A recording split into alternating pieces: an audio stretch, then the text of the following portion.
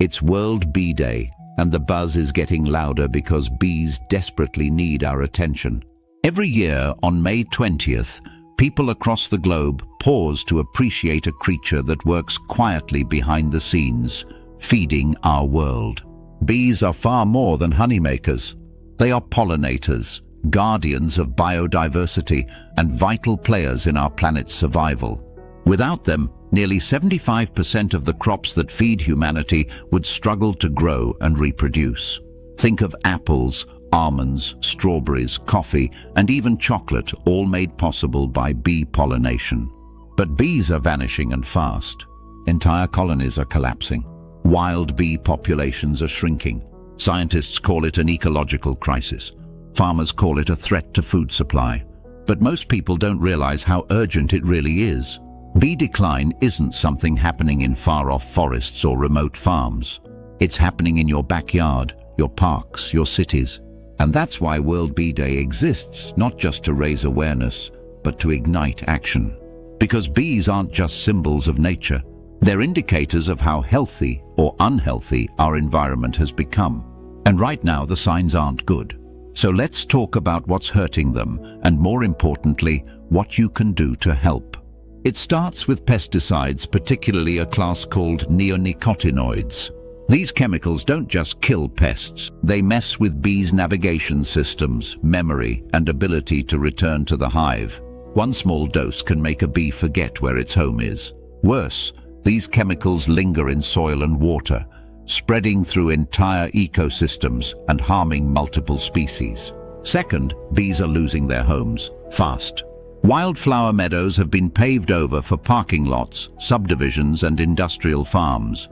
And monoculture agriculture, where thousands of acres grow just one crop, provides no nutritional diversity for bees.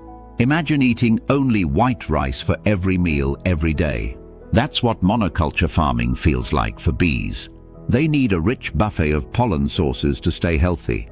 Add climate change to the mix, and now we've got another disaster brewing.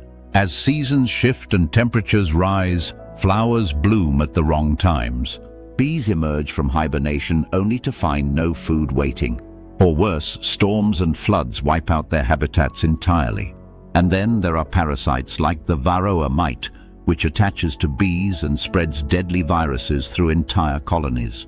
Put it all together, and it's no wonder we're seeing mass die-offs of bees across North America. But here's the silver lining. Bees are resilient, and when given half a chance, they bounce back. That's where you come in.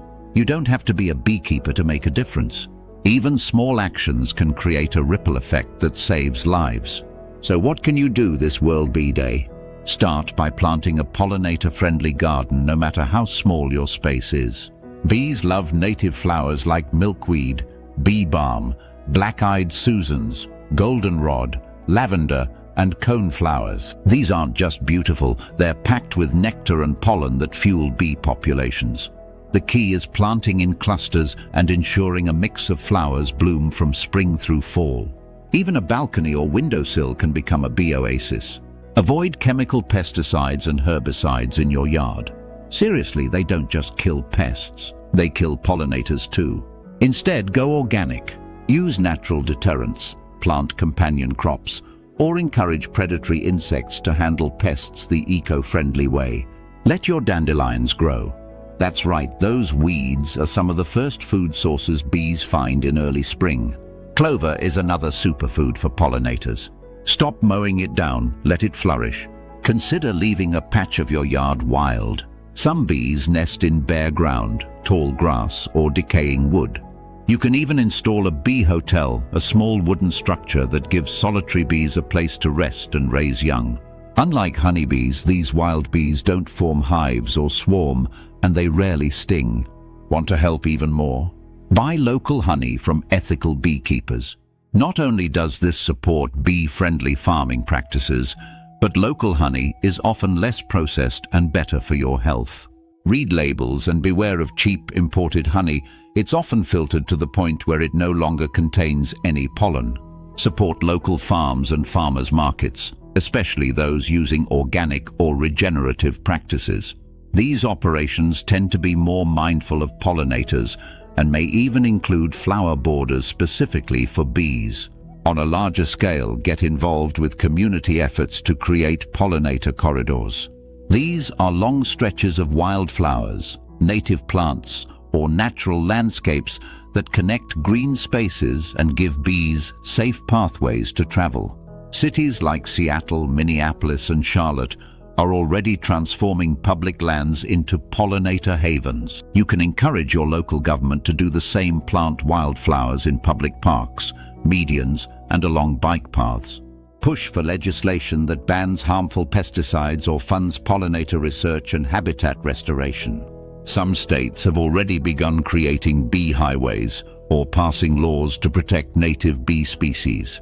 Your voice matters. Contact local officials, sign petitions, and vote for pollinator-friendly policies. Teach children about bees. Help them plant flowers, build bug hotels, and understand the importance of these little workers. Bees are fascinating, gentle creatures, and once kids see that, they grow up with more respect for nature. Educators and parents can use World Bee Day as a moment to inspire young minds. After all, these future leaders will inherit whatever world we leave behind. And let's be clear, we're not just fighting for bees. We're fighting for food, biodiversity, and ecological stability. Every time a bee visits a flower, it connects one part of nature to another. It's the ultimate act of balance. Bees even support animals that rely on flowering plants, from butterflies to birds to mammals. Without bees, nature begins to unravel. And while scientists and conservationists are working hard to protect pollinators, they can't do it alone. This is a movement that depends on everyday people, gardeners, students, artists, business owners, families. You don't have to save the whole planet. You just have to plant something. Start where you are, use what you have, and take action today. Because World Bee Day is not about guilt, it's about empowerment. It's about showing that even the smallest creature, like a bee, can have the biggest impact. And even the smallest effort, like planting a flower, can help save the future. Bees won't ask for our help, but they need it now more than ever. So this World Bee Day, look around. Listen for the hum. Watch the flowers. Then ask yourself, what will you do to bring back the buzz? The answer might be simpler than you think, but it just might save the world.